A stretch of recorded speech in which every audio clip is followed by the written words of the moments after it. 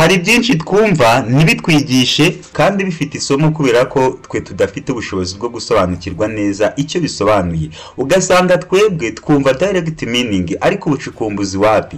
Ibi rero nibyo dushaka kwagura muri rubanda maze buri umwe akarushaho kugenda asobanukirwa neza kurushaho. Iyo bavuze wumva iki? Ese ubyumva ute? Wowe se iyo ugiye kuvuga ugerageza kuvuga ibintu bike ariko bisobanuye byinshi cyangwa uvuga menshi atagize ikintu kirimo? Uyu munsi mu kiganiro cyacu agura imitekerereze tugiye kugaruka n'ubundi ku mvugo zoroheje kuzumva ariko bamwe bakiyumvira igisobanuro kimwe maze bakigendera. Wakwibaza uti se aya magambo ko ari magufi kandi asobanuye byinshi amaze iki muri rubanda? Ese ni ukubera iki muri Bibiliya Yesu yayibandagaho cyane? Abandi bakavuga bati aya ni amagambo akoreshwa mu gihe n'ubundi uri hagati y'abantu benshi, uri mu banzi bawe, kuko na Yesu byagaragaye ko muri Bibiliya yayifashishaga cyane cyane igihe yabaga ari mu gatsiko k'abantu atizeye neza.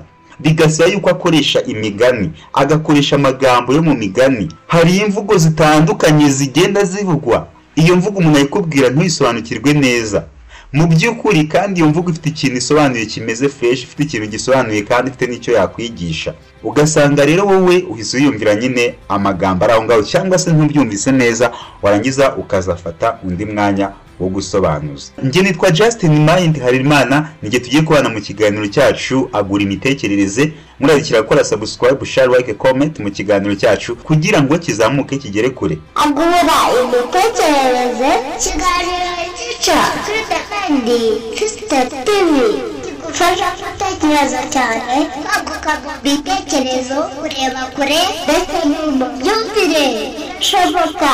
Kandi Sister TV, wow!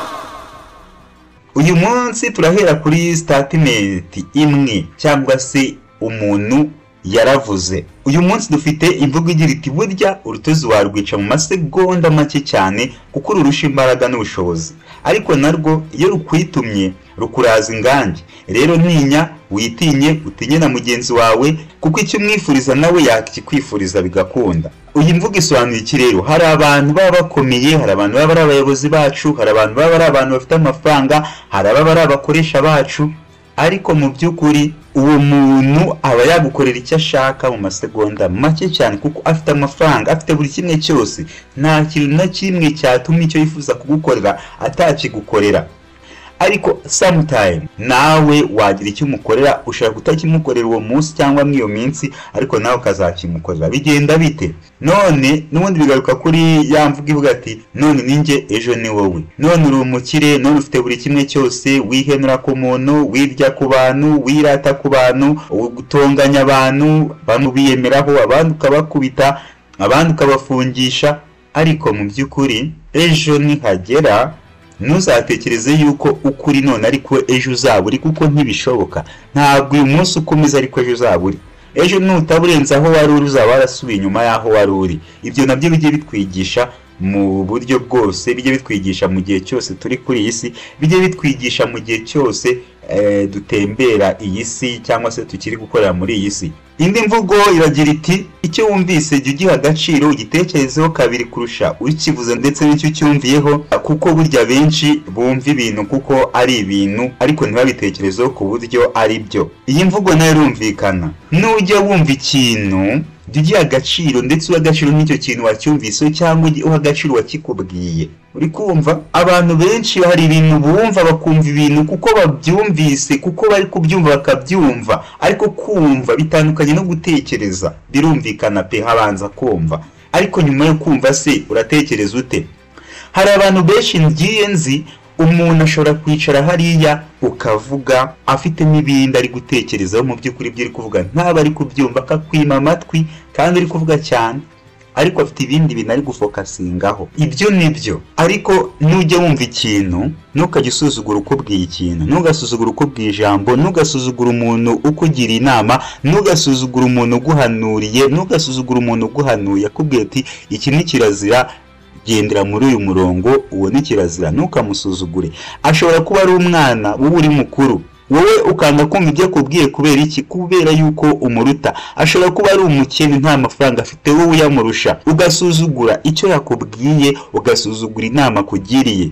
Mu by'ukuri ejo ikazakugiraho ingaruka, ukazasigara uvuga ngo ese iyo nza kumva ibyo yambwiye biba bimeze bite, akenge kakaza nyuma yuko wagize ute warenze umurongo. Mu by'ukuri rero ikintu wumvise cy'ugiye agaciro mu gihe cyacyo, niwumva ikintu ukikubwiye umuha agaciro, wumva icyo akubwiye, wenda wowe uzagende wicara utekereze ikizima, ariko ikintu cyose dusabwa kumvira umuntu wese, dusabwa kumva ikintu umuntu avuze tukagitekerezaho kubwacu, kuko hari abenshi nyine usanga kumva, abenshi basigaye bumva nyine kumva nk'ikintu akumva birahagije kucyumva, ariko uzarebe niwicara ukumva ikintu gusa ntugitekerezeho nyine ukacyumva, bizaca mu gutwi bihingukire mu kundi, kuko uzaba wacyumvise nyine cyagiye, ntago wagitekerejeho, wacyumvise, ibyo birahagije nyine, byari bihagije. Niyo mpamvu ngiye ngugira inama ati nujyumva ikintu ujye ugitekerezaho. Hari ibintu twumva twe tukabyumva gutyo, kumva buriya ni ubuntu pe, ntabwo byishyuzwa, tukabyumva birenga. Mu by'ukuri ibyo bintu birenze umenya iki, banza usobanuze ibyo bintu nimba utabyumva, cyangwa se gusobanuza ntabwo ari kureba mugenzi ngo agusobanurire, nawe ubwawe ushobora kwicara ukabyisha umutima wawe njyanama, ukakugira inama ati ikintu ni kizima cyangwa se kizima. Ariko mwirinde pe, mwirinde kwa kundi kumva ikintu nyine gihita. Abantu benshi niko bameze, akumva ibintu birenga gusa, akumva ibintu birenga, ibyo bikabahora mu matwi gusa, nta kintu kizima abona. Reka mbashimire mwe rero mwakomeje kubana natwe mu kiganiro cyacu cy'uyu munsi. Ni ikiganiro n'ubundi kizajya kigaruka kenshi, ni ikiganiro tuzajya tuvuga inshuro nyinshi, ni ikiganiro tuzajya tugarukaho buri munsi. Nizere ko mwese nyine abantu mudukunda, abantu mwese mukunda ikiganiro cyacu Agura Imitekerereze, mwese mugomba guhita muramukoze subscribe kugira ngo ibintu bijye bigenda neza cyane, mwaguke mu mitekerereze, mwaguke mu bitekerezo. Noneho kabisa buri munsi nzajya mbahereza akantu, buri munsi baho utuntu tubiri. Uyu munsi mbahaye tubiri, ariko ubutaha nabwo nzabahereza utundi. Nge nitwa Justin Mind Harerimana, channel ni The Mind First TV. Kora subscribe ni mutari wayikora kugira ngo ubutaha utazacikanwa n'utundi. Mwabantu mwe agura imitekerereze kuri The Mind First TV. Agura imitekerereze, kiganiro gica kuri The Mind First TV, kigufasha gutekereza cyane, kwaguka mu bitekerezo, kureba kure ndetse no mu myumvire ishoboka. The Mind First TV, wow! Agura imitekerereze, kiganiro gica kuri The Mind First TV, kigufasha gutekereza cyane, kwaguka mu bitekerezo, kureba kure ndetse no mu myumvire ishoboka. The Mind First TV, wow!